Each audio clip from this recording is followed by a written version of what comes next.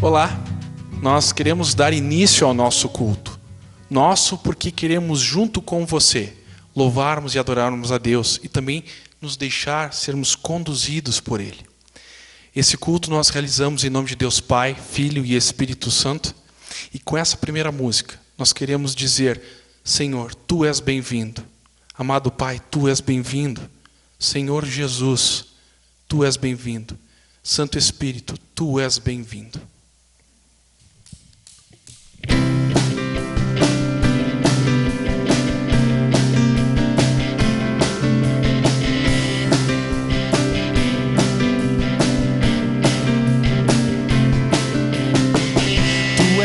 Bem-vindo ao nosso meio, Deus bendito, eterno Pai. Tu és bem-vindo ao nosso meio, Deus bendito, eterno Pai. Tua presença nos alegra, tua bondade nos atrai. Tua presença nos alegra, tua bondade nos atrai. Teus filhos somos e teu povo, aqui reunidos, vem, Senhor, dá-nos beber de um vinho novo. Recebe em troca o nosso amor. Tu és bem-vindo ao nosso meio, Cristo Filho de Davi. Tu és bem-vindo ao nosso meio, Cristo Filho de Davi. Servir-te sempre ao nosso anseio, dedicamo-nos a Ti. Servir-te sempre ao nosso anseio, dedicamo-nos a Ti. Teus servos somos cordeiros, Teus mandamentos, nossa luz. Tu és perfeito, és o primeiro, amado Deus, Senhor Jesus. Tu és bem-vindo ao nosso meio, Santo Espírito de amor. Tu és bem-vindo ao nosso meio, Santo Espírito de amor.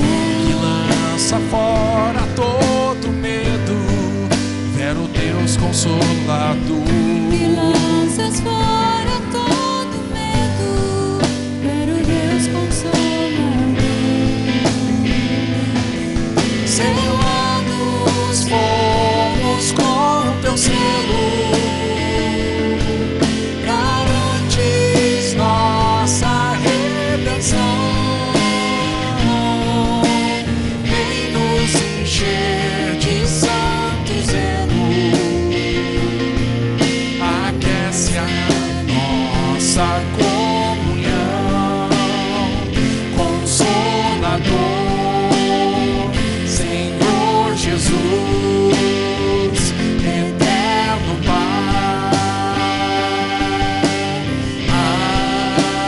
Amém, amém,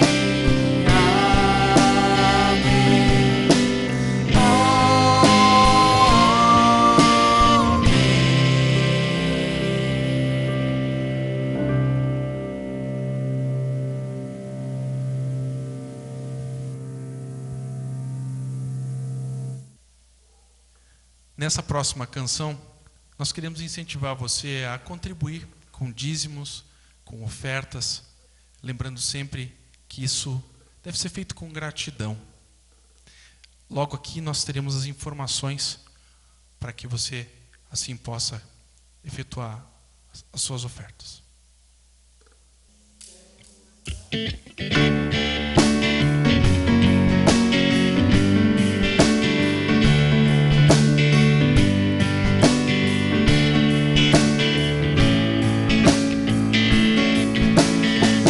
buscai primeiro o reino de Deus e a sua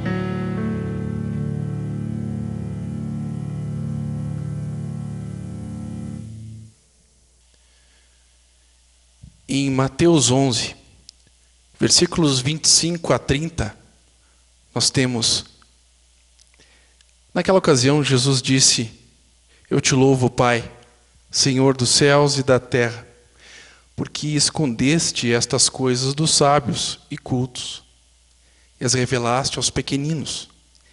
Sim, Pai, pois assim foi do teu agrado. Todas as coisas me foram entregues por meu Pai. Ninguém conhece o Filho a não ser o Pai, e ninguém conhece o Pai a não ser o Filho, e aqueles a quem o Filho quiser revelar. Venham a mim todos os que estão cansados e sobrecarregados, e eu lhes darei descanso. Tomem sobre vocês o meu jugo e aprendam de mim, pois sou manso e humilde de coração, e vocês encontrarão descanso para as suas almas, pois o meu jugo é suave e o meu fardo é leve. No culto passado, nós tivemos uma pergunta: quem era Jesus? Ou, na verdade, como nós temos ouvido falar a respeito de Jesus? Há muitas definições a respeito dele. Mas no Evangelho de Mateus, neste ponto específico, nós vemos Jesus como aquele que faz um convite. Ele faz um chamado. Faz um chamado a todos aqueles que estão cansados, que estão sobrecarregados. Ele chama para estar com Ele. Ele chama para que nós possamos repousar nos braços dele. Eu não sei se você já parou, bem sincero, se você já parou para imaginar, pensar o quanto de repente você pode estar cansado, o quanto nós podemos estar cansados. Não sei se pode soar engraçado, mas de tão cansados que nós estamos, nós nem sabemos mais. Mas não é aquele cansado dos afazeres diários, das nossas correrias diárias, mas de um cansaço, de um fardo que é colocado sobre nós, que nós muitas vezes também assumimos, coisas que a cultura coloca, coisas que são impostas a nós, do jeito de viver, do jeito de falar, do jeito de nos relacionar. São tantas coisas que muitas vezes nos geram cansaço. E Jesus vem e diz assim: se você está cansado, eu quero te oferecer alívio, eu quero te oferecer descanso, o descanso que só eu posso dar. Nós estamos tendo essa série a respeito de Jesus. E eu quero convidar você para que nesse tempo você esteja atento àquilo que Jesus quer falar. Estar atento à voz dele para a sua vida, de coisas que ele quer falar para você. Ouça ele chamando. Seja sincero, coloque diante dele aquilo que tem pesado e saiba que ele dará a você descanso. Ouça a voz dele.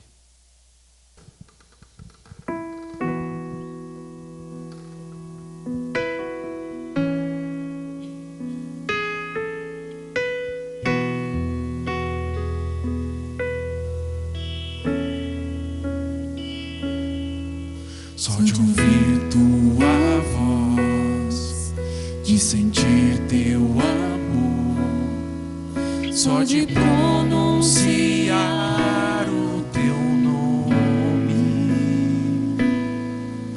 os meus medos se vão, minha dor, meu sofrer, pois de paz tu inundas meu ser.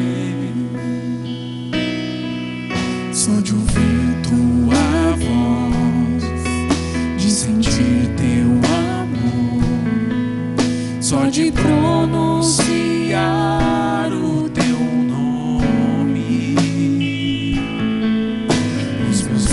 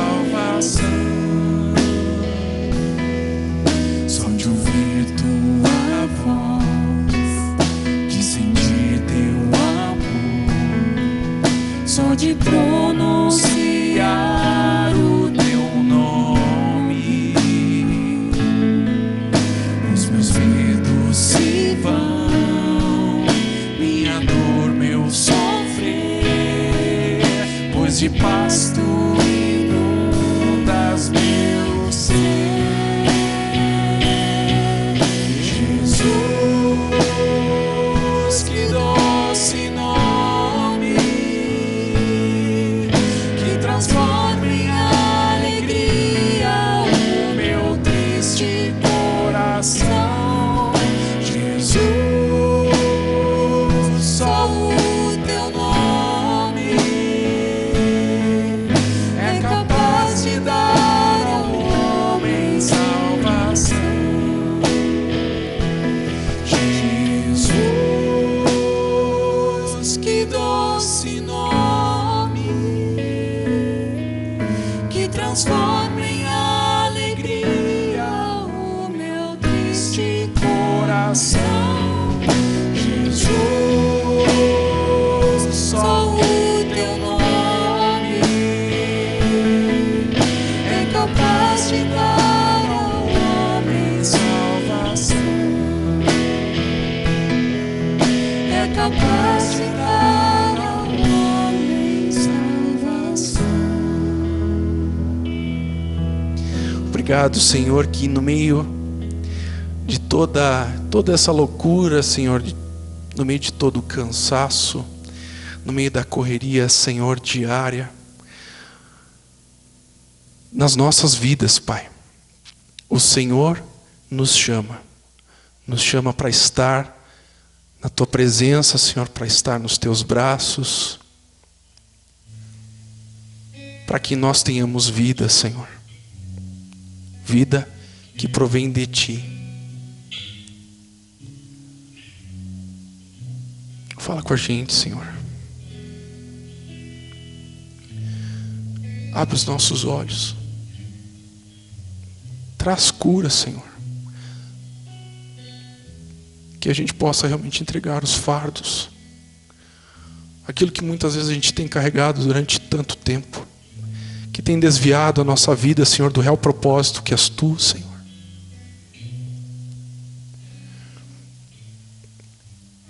Vem com Teu Espírito Santo, Senhor. Só assim nós podemos sair do caminho do engano, Senhor. Só assim nós podemos sair, Senhor, de aparências, de coisas que nós construímos que na verdade o Senhor não queria que nós construíssemos.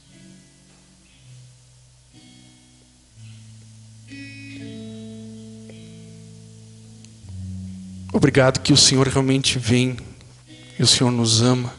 Porque o Senhor escolheu se entregar por nós. O Senhor desejou isso. Obrigado. E o que nós precisamos fazer é confiar e entregar-nos em Tuas mãos. Obrigado que nós temos acesso à Tua palavra, Senhor. Que é a verdade que contém Teu testemunho, Senhor, que contém vida. Que nós consigamos assim nos colocarmos aos Teus pés. Senhor, por favor, aquieta o nosso coração. Por favor, Senhor, quebra toda barreira, tudo que está impedindo de nós Te ouvirmos, de nós Te conhecermos, de caminharmos contigo, Senhor. Por favor. Só o Senhor pode mudar isso.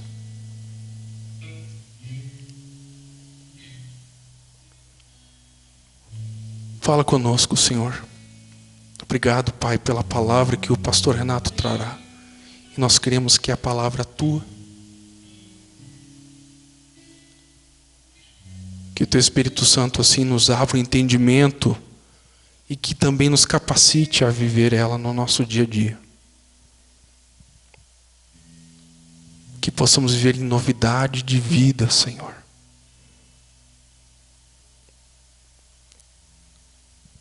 Eu te clamo, Senhor, eu te peço. Em nome de Jesus que eu oro. Amém.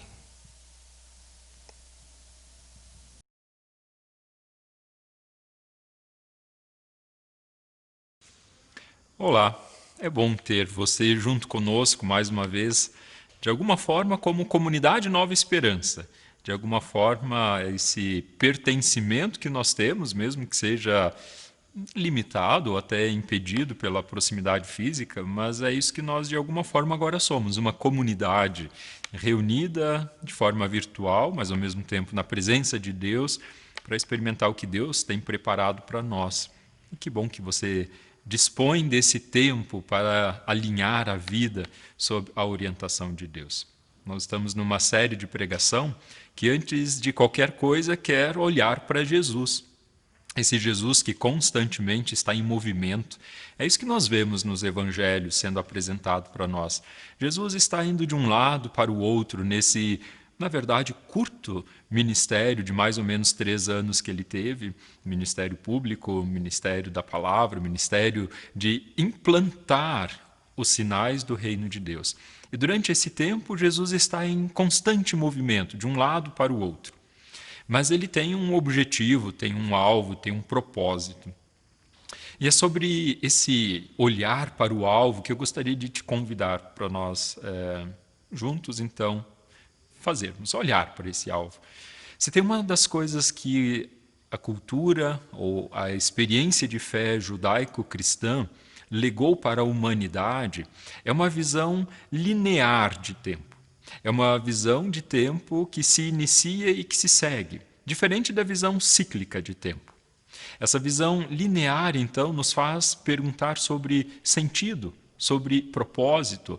Ela nos possibilita romper esse destino cego, cíclico, nos faz romper com a ideia, por exemplo, de uma reencarnação, de ciclos de vida, nos faz romper com a ideia de que não é possível ascender socialmente, nos faz romper com ideias que nos impeçam progresso, que nos impeçam desenvolvimento. Essa visão linear de tempo nos aponta para um alvo.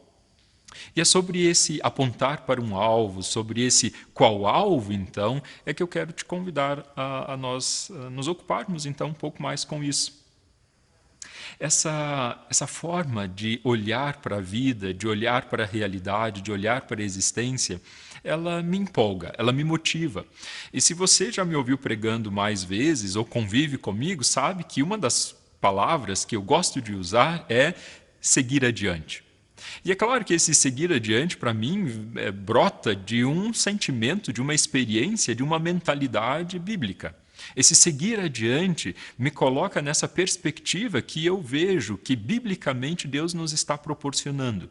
Há um início onde Deus coloca em direcionamento um plano para resgatar para si toda a humanidade. E nós fazemos parte disso. Seguir adiante é seguir com um objetivo claro, com um propósito claro. É estar em movimento nessa direção, sem perder o foco, sem perder o alvo, sem nos perdermos no objetivo. Esse pensamento bíblico impulsiona, ele motiva. Ele nos faz romper com o destino cego e nos coloca dentro de um horizonte da realidade de Deus. Você tem algum objetivo de vida? Você tem algum propósito? Você consegue perceber-se dentro dessa perspectiva de estar contribuindo para algo a mais? Em quais projetos você está envolvido? Projetos de curto, médio, longo prazo. Edificação de uma família, educação de filhos, carreira profissional, reestruturação de uma empresa, expansão de negócios, estudos universitários. Em que você está envolvido? Porque, de alguma forma, quando você percebe que está envolvido nesses projetos, isso tem metas, tem objetivos, tem propósito, tem significado e tem significância. É para isso também que nós somos chamados, a partir dessa perspectiva bíblica, a olhar, a perceber que, querendo ou não, de forma ativa ou passiva, nós estamos envolvidos em projetos, nós estamos envolvidos em sentido e propósito para as coisas. Por vezes nós somos apenas levados pelos nossos dias e por vezes não pensamos a respeito disso, então continuamos adiante. Mesmo que não queiramos, estamos de alguma forma em movimento, que não seja simplesmente levados então pela correnteza. Eu quero te convidar a olhar para o Evangelho de Marcos, no capítulo 1. No capítulo 1, logo nos primeiros versículos, a partir do versículo 14, Jesus então dá início ao seu ministério. E quando ele dá início ao seu ministério, quando ele dá início a esse movimento que vai ser narrado então dentro dos evangelhos, Jesus tem um objetivo claro. E aquela pessoa, aqueles evangelistas que narraram essas histórias, já tinham a noção do todo, do início ao fim. Tudo já estava, de alguma forma, sendo apresentado como um quadro completo. Mas no início desse ministério de Jesus, o que nós temos é que ele, no seu anúncio público, a primeira coisa que ele diz é: o tempo está cumprido, no versículo 15. Esse ministério de Jesus se inicia fazendo uma afirmação categórica: o tempo está cumprido, é agora. E depois, então, ele expande isso mostrando quais as consequências. O que, então, vai acontecer? Quase como um suspense, ele diz: o reino de Deus está próximo. O que ele quis dizer com isso? O tempo se cumpriu, o reino de Deus está próximo. O que é isso? Naquele contexto, haviam autoridades governando. Autoridades que eram representantes dos dominadores do Império Romano.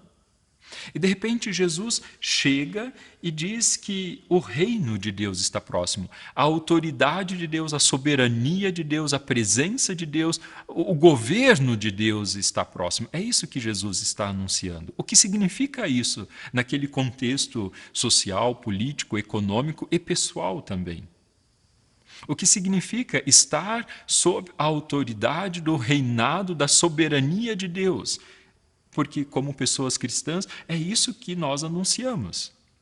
Que nós estamos fazendo parte daquilo que Deus veio implementar. Pelo fato daquelas pessoas terem um governo estabelecido, elas poderiam ter se perguntado: o que é esse reinado, então? É uma revolução? Porque isso é extremamente ousado, o que Jesus está fazendo aqui. É revolucionariamente ousado ele apontar para essa realidade da presença de Deus, que tem total soberania sobre todas as coisas, e isso está agora irrompendo dentro da nossa realidade. Isso está irrompendo para dentro deste mundo. É claro que aquelas pessoas que estavam ao redor de Jesus, e principalmente os representantes legais, não olharam com bons olhos. E rapidamente isso vai ficar claro no ministério de Jesus, que quando esses poderes instituídos foram confrontados, eles se voltaram contra Jesus. Todos eles, no final dos evangelhos, nós vamos perceber, todos esses poderes instituídos se voltaram contra Jesus. É claro que quando Jesus inicia seu ministério anunciando que o reino de Deus está próximo, que o tempo está cumprido, é óbvio que aquelas autoridades romanas, coligadas ali com os representantes da elite do povo de Deus, de Israel, não vão dizer: desculpa aí qualquer exploração que os cobradores de impostos tenham feito. Foi mal aí se os nossos militares foram arrogantes e soberbos e maltrataram vocês. Ou vocês têm agora um novo governante que, de alguma forma, é o próprio Deus. Ou foi mal aí, a gente está se retirando. É claro que essas autoridades não estavam dispostas a isso.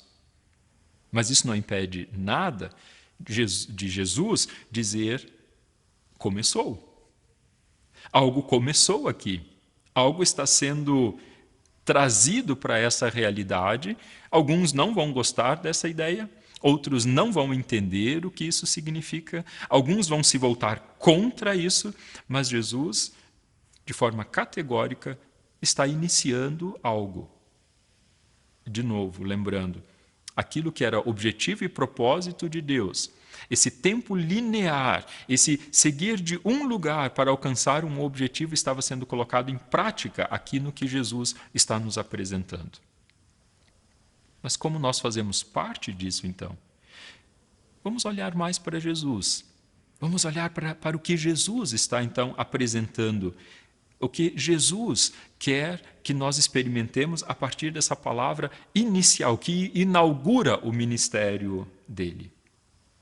Segundo Lucas 4, 16 a 21, que é um paralelo muito próximo a esse texto que nós temos em Marcos capítulo 1, da mesma forma, Jesus inicia seu ministério público agora em Nazaré, onde ele havia crescido, e as palavras que ele pronuncia são profundamente reveladoras sobre aquilo que ele mesmo é, sobre sua função, seu objetivo, seu propósito, em qual projeto ele está envolvido. E esse texto de Lucas capítulo 4, eu quero então ler do versículo 15 até o versículo 21. Lucas 4, 15 a 21. E ensinava na sinagoga, sendo glorificado por todos. Indo para Nazaré, onde fora criado, entrou num sábado na sinagoga, segundo o seu costume, e levantou-se para ler. Então lhe deram o livro do profeta Isaías, e abrindo o livro, achou o lugar onde estava escrito: O Espírito do Senhor está sobre mim, pelo que me ungiu para evangelizar os pobres, enviou-me para proclamar libertação aos cativos e restauração da vista aos cegos, para pôr em liberdade os oprimidos e apregoar o ano aceitável do Senhor. Tendo fechado o livro, devolveu-o ao assistente e sentou-se. E todos na sinagoga tinham os olhos fitos nele. Então passou Jesus a dizer-lhes: Hoje se cumpriu a escritura que acabais de ouvir. Da mesma forma como Marcos 1 nos apresenta esse Jesus, dizendo de forma clara, um objetivo foi alcançado, um propósito foi alcançado, aquilo que há muito era esperado foi cumprido. Da mesma forma, Lucas capítulo 4 nos apresenta isso com mais detalhes. Jesus está mostrando o programa do seu ministério, o seu projeto, aquilo que ele veio estabelecer, instaurar neste mundo. Aquelas pessoas, se a gente continua lendo os versículos, não entenderam isso muito bem. Começaram a questionar Jesus. Que autoridade ele tinha, quem era ele para fazer esse tipo de coisa. E daí, de repente, Jesus, nesse diálogo, a partir do versículo 22, vai dizer que Deus veio para aqueles que, na verdade, precisariam tê-lo acolhido. Para aqueles que já tinham ouvido falar a respeito dele, para aqueles que eram seu povo, mas eles não o acolheram. Então Deus foi ao encontro de outros. Mas, de qualquer forma, o ponto central desse texto, e é para isso que eu quero te convidar a nós olharmos, aponta para o que Jesus veio fazer, estabelecer e cumprir. Jesus, ele não apresenta esse reinado, essa soberania de Deus nos padrões do poder dos militares romanos. Ele não apresenta esse padrão da soberania de Deus no modelo dos líderes da elite daquela época. Jesus apresenta esse padrão de uma forma diferente. Ele diz que existe uma forma de fazer parte disso.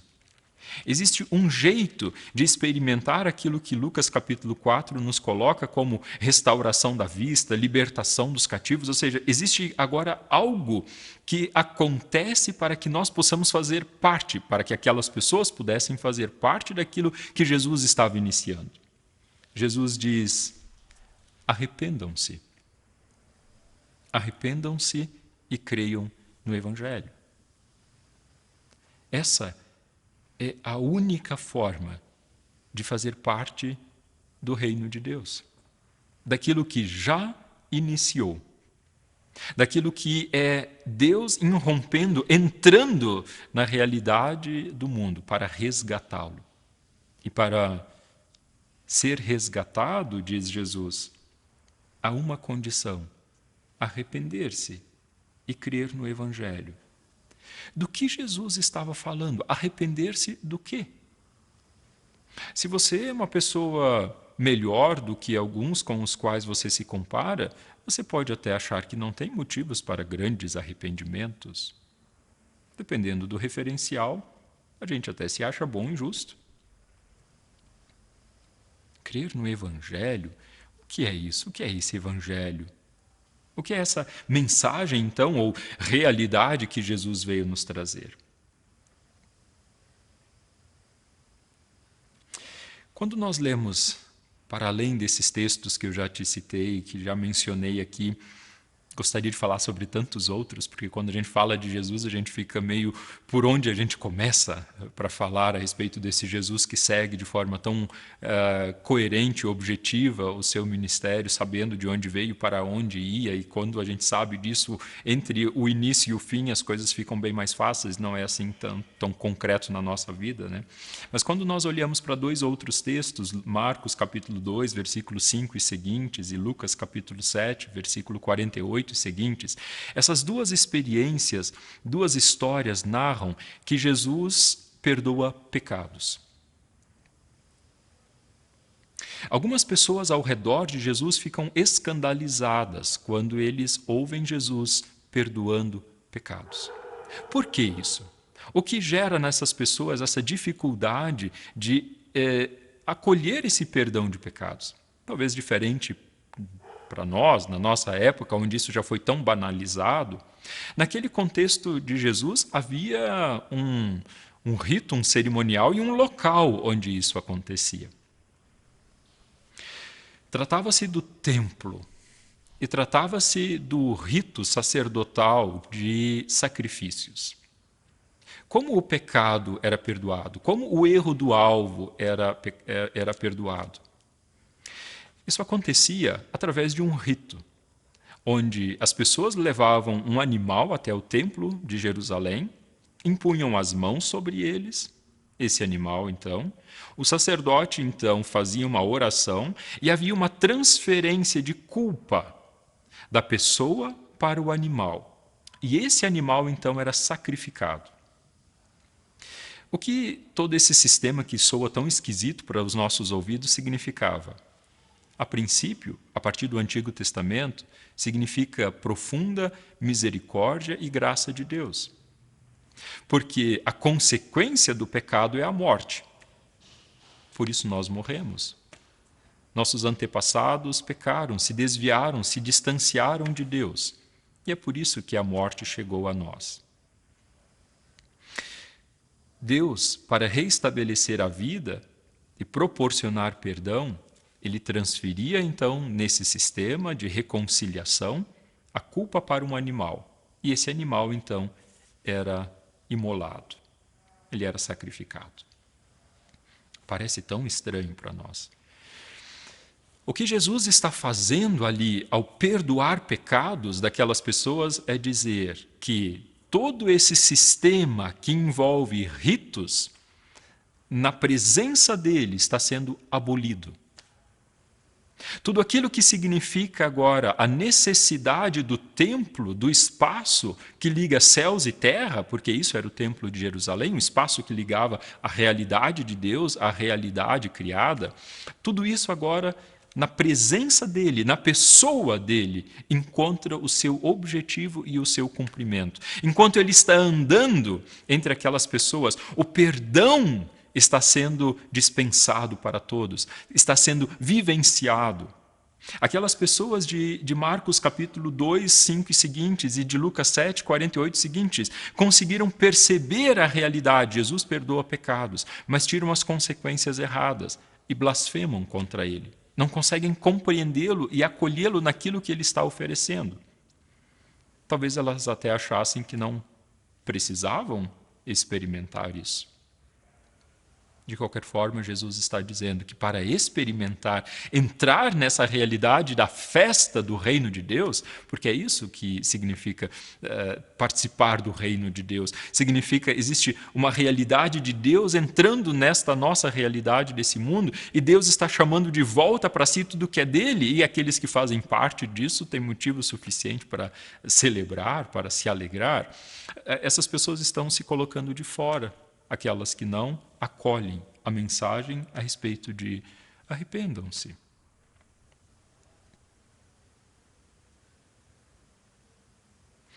Nos dias de Jesus, muitos não estavam dispostos a crer na mensagem dele, já que ele desafiava o próprio poder e a influência daquelas pessoas, a forma como elas viviam e tinham estabelecido a sua vida. Receber a mensagem de Jesus significava, claro, para aquela época, muitas mudanças de planos. Timothy Keller, entre outros, diz que a maioria das pessoas não aceita Jesus e o Evangelho porque se essa mensagem cristã e se esse Evangelho fizerem realmente sentido, e forem verdadeiros e reais, muita coisa precisa mudar nas suas vidas. Muitas coisas mudam de rumo. E exatamente por não quererem mudanças em si, elas se protegem dizendo: isso não faz sentido. Jesus não faz sentido. O Evangelho não faz sentido. O cristianismo não faz sentido. O que significa isso? É que para céticos e pessoas que estão muito seguras de si mesmas, é uma forma de proteção. Proteção contra essa ameaça das boas notícias do Evangelho, que existem muitas coisas em nós que precisam de transformação. Nós precisamos ser salvos, restaurados, libertos, curados, acolhidos. É essa a mensagem que Jesus disse que havia se cumprido o tempo para que as pessoas a acolhessem. Creiam no Evangelho, é a palavra de Jesus para que se participe, então, desse reino de Deus. E nesse sentido, do início, do meio e do fim do ministério de Jesus, a morte dele não foi um acidente de percurso, não foi um erro de cálculo, não foi um desvio de objetivo, não foi um acidente. Desde o início até o final, quando os evangelhos nos narram o ministério de Jesus, como eu disse antes, eles já têm todo o panorama, já têm todo o quadro completo. Aquilo que Jesus estava dizendo no início, antes de fazer qualquer coisa, o tempo está cumprido, o reino de Deus está próximo, já encontra um objetivo nesse tempo de Deus, que então se concretiza de forma especial na própria morte de Jesus. Ali então se está alcançando o alvo final do que Deus quer. Mas a questão é que nós sabemos que não permaneceu na morte aquilo que Jesus veio cumprir como objetivo, esse olhar para o alvo que Jesus tinha.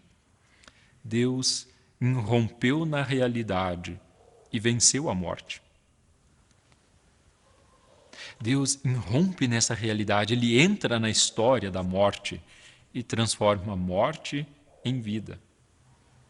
Isso garante um outro horizonte para nós, porque se nós lembramos 1 Coríntios 15, 20, nós sabemos que Jesus é as primícias daqueles que dormem.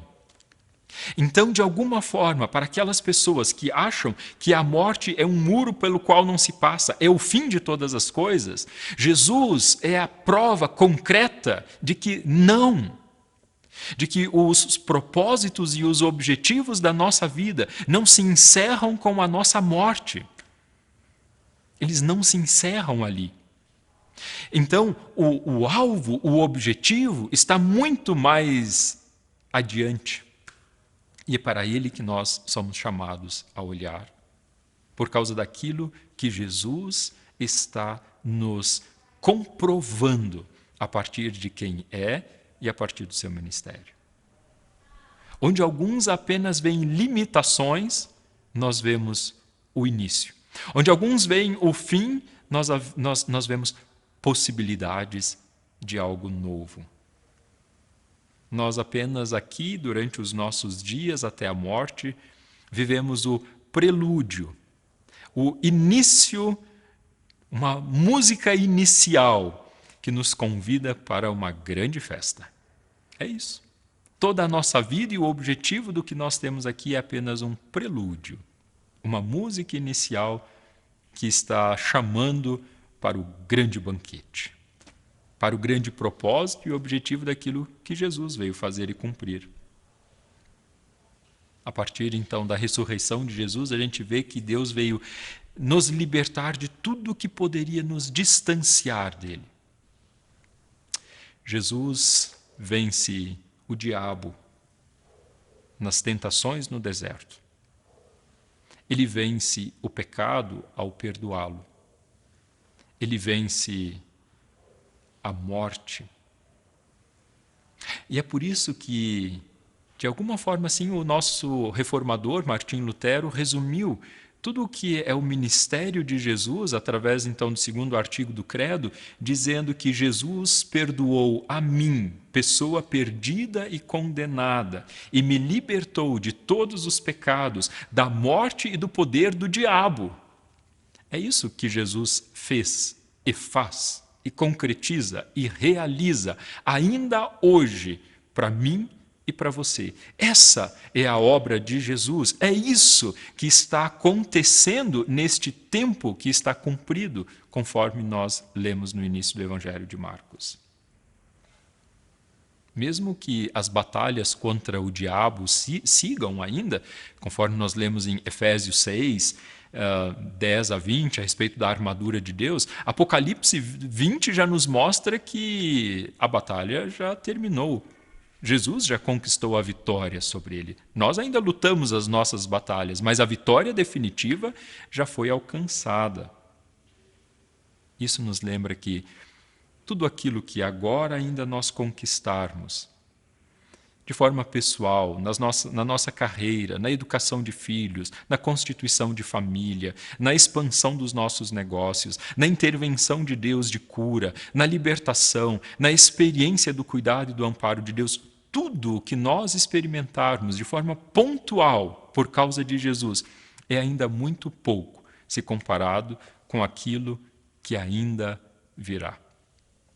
Porque tudo isso que nós experimentamos agora de Deus são apenas sinais para comprovar aquilo que ainda virá. E é exatamente esse o motivo do Evangelho de João não usar a palavra milagres, mas sim sinais para aquilo que Jesus faz. Porque tudo aquilo que Jesus está fazendo, a cura, a libertação, a ressurreição, tudo isso que Jesus está fazendo são apenas sinais que apontam para algo maior, para algo do qual nós já fazemos parte, mas que não nos deixa acomodados, porque nós apenas temos o antegosto, um aperitivo daquilo que será pleno, a plenitude do que Deus é. É isso que nós aguardamos. Para além do horizonte limitado que por vezes nós colocamos diante de nós, para além dos projetos de longo prazo que algumas vezes nós nos perdemos dentro deles. É para esse objetivo maior, para esse tempo linear que Deus está conduzindo a história do universo. É para isso que Jesus veio e é para isso que Ele nos está conduzindo.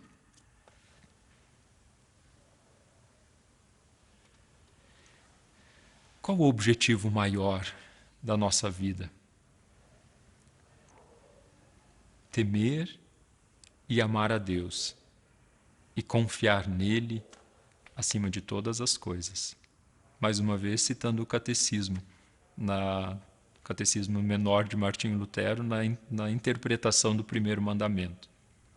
Temer e amar a Deus e confiar nele acima de todas as coisas. Esse é o nosso desafio. Isso é evangelho. É isso que Jesus veio nos proporcionar. Esse é o objetivo maior da nossa existência.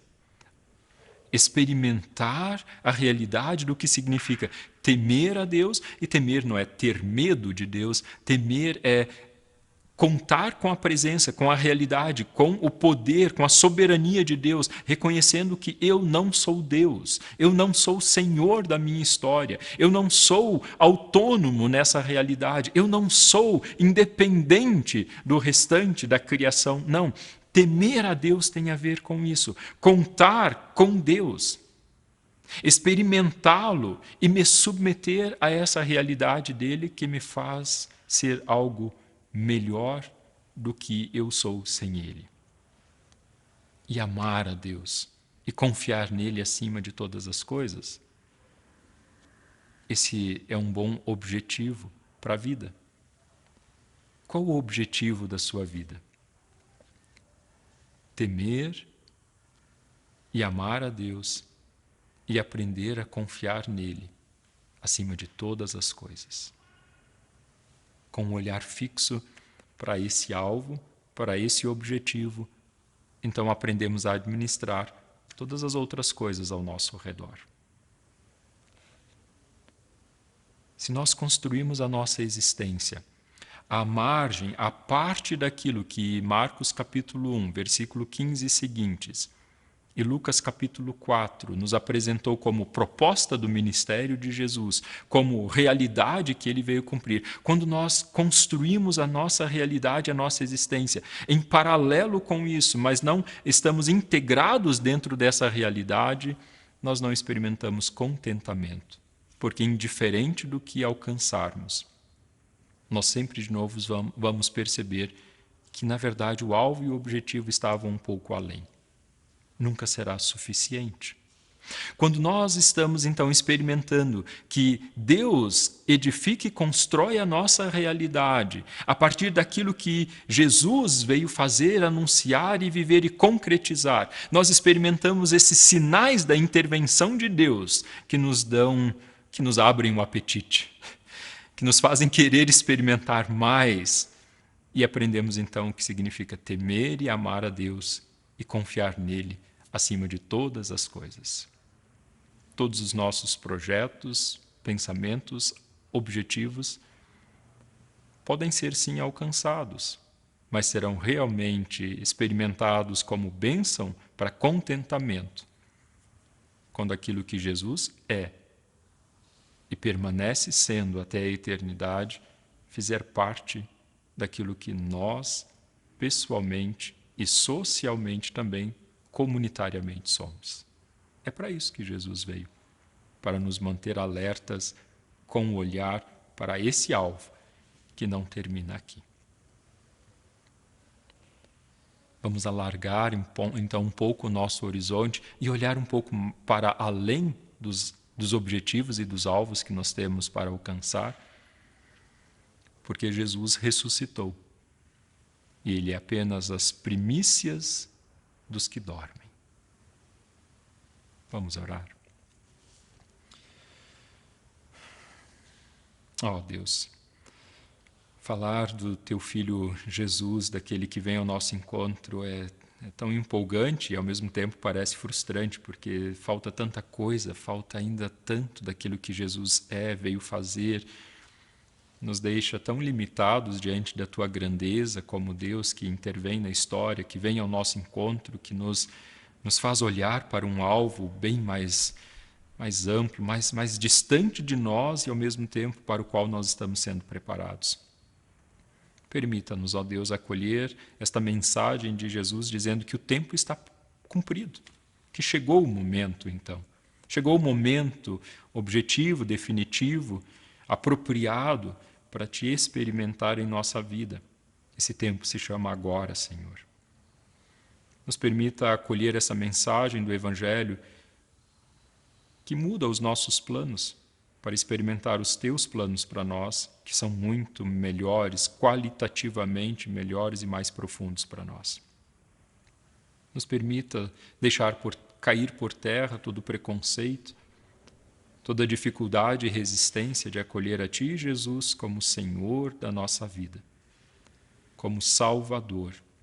Permita-nos acolher a Tua mensagem através do Espírito Santo. Ó, sim, Espírito Santo de Deus, gera em nosso coração esse crer no Evangelho, experimentar transformações como sinais que nos preparam para aquilo que ainda virá.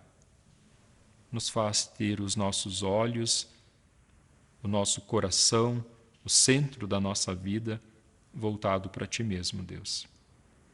Nos faz experimentar o que significa temer a Ti, amar a Ti e confiar em Ti acima de todas as coisas. No nome santo e poderoso de Jesus, Teu Filho amado, ó Pai. Amém.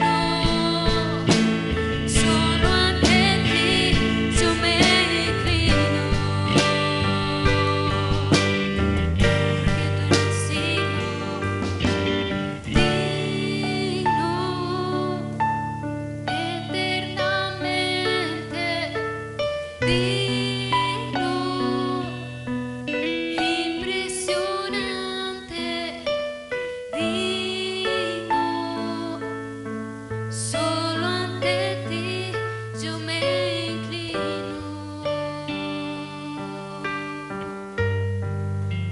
Jesús, tú eres digno.